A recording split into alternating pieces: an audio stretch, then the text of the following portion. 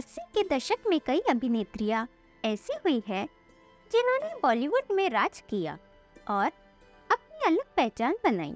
लेकिन उसमें कुछ अभिनेत्रियां ऐसी भी रही जो आज गुमनामी की जिंदगी जी रही है। आज हम बात कर रहे हैं 40 साल तक सिनेमा जगत पर राज करने वाली एक्ट्रेस माला सिन्हा के बारे में। माला सिन्हा के चाहने वालों की कोई कमी नहीं थी। वो दर्शकों के दिलों पर राज किया करती थी।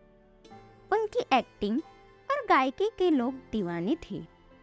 फिर कुछ ऐसा हुआ जिसने न सिर्फ फिल्म इंडस्ट्री बल्कि एक्ट्रेस के फैंस को भी हैरान कर दिया। माला सिन्हा के घर के बाथरूम में लाखों रुपए मिले थे और जब ये बात लोगों ने सुनी तो लोग दंग रह गए थे। आज ये किस्सा हम आपको बताने जा रहे हैं। माला सिन्हा का नाम बचपन में आल्डा सिन्हा था, लेकिन उनके स्कूल में बच्चे उन्हें डाल्डा कहकर चिढ़ाते थे, जिसके बाद एक्ट्रेस ने अपना नाम बदलकर माला सिन्हा रख लिया था। माला सिन्हा ने अपने फिल्मी सफर की शुरुआत बंगाली फिल्मों से की थी। फिल्मों में आने से पहले माला रेडियो पर गाया करती थी। बंगाली फिल्मों में काम करने के बाद माला को खास पहचान नहीं मिली। इसके बाद वो मुंबई आ गई। सपनों की नगरी मुंबई ने माला सिन्हा को पहचान दिला दी।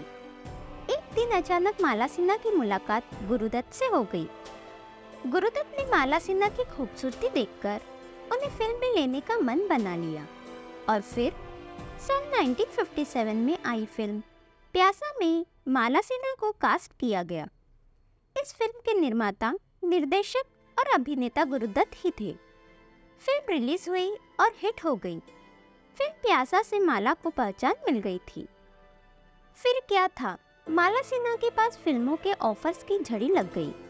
इसके बाद उन्होंने हेलमेट, बादशाह, रियासत, एकादशी, रत्नमंजरी, झांसी की रानी, पैसा ही पैसा और एक शोला में अभिनय किया। दर्शकों के दिलों पर अब माला सिन्हा राज करने लगी थी। खूब नाम और पैसा कमाने वाली अभिनेत्री माला सिन्हा के बारे में कहा जाता था कि वो बेहद कंजूस थी। सिर्फ यही नहीं, सिनेमा जगत के गलियारों में खबरें थी कि नौकरों पर खर्च बचाने के लिए माला सिन्हा अपने घर में खुद ही सब काम किया करती थी। एक बार माला सिन्हा के मुंबई स्थित घर पर इनकम टैक्स का छापा पड़ा था। इस दौरान उनके बाथरूम की दीवार से 12 लाख रुपए बरामद हुए थे। उस जमाने में इतने रुपए बहुत मायने रखते थे। इनकम टैक्स के अधिकारी इस पैसे को जब्त करने की बात कर रहे थे। इस पैसे को बचाने के लिए अभिनेत्री माला सिन्हा ने अदालत में बेहद हैरान करने वाला बयान लिखकर दे डाला था, जिसे सुनकर वहां मौजूद सभी लोग सन्न रह गए थे। माला सिन्हा ने इन पैसों को बचाने के लिए लिखकर दिया था कि उन्होंने वेश्यावृत्ति करके यह रुपए कमाए हैं।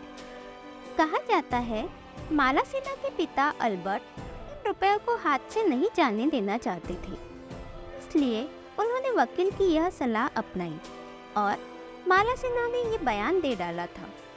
इसके बाद माला सिन्हा को लोग गलत निगाह से देखने लगे थे।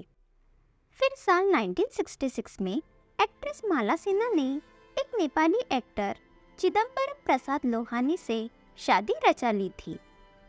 माला सिन्हा और चिदम्बरम की एक बेटी हुई जिसका नाम प्रतिभा सिन्हा है। प्रतिभा सिन्हा ने भी मां की तरह फिल्मी दुनिया में कदम रखा था, लेकिन उनका करियर कुछ खास नहीं चला और वो फ्लॉप हो गई। प्रतिभा सिन्हा आखिरी बार 2000 में आई फिल्म ले चल अपने संग में नजर आई थी। तो वही अभिनेत्री माला सिन्हा आखिरी बार 1994 में आई फिल्म जिद में नजर आई थी। कहा जाता है कि एक्ट्रेस माला सिन्हा अपनी बेटी की असफलता से काफी निराश हो गई थी और इसलिए वो लाइमलाइट से हमेशा के लिए दूर हो गई। अब वो अपनी बेटी के साथ मुंबई में कहीं रह रही है।